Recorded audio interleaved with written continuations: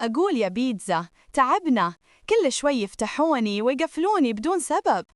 والله إنك صادقة، أحس نفسي في عرض أزياء، كل شوي افتح اقفل. والأسوأ يفتحوني بس عشان يشوفون إذا في شيء جديد.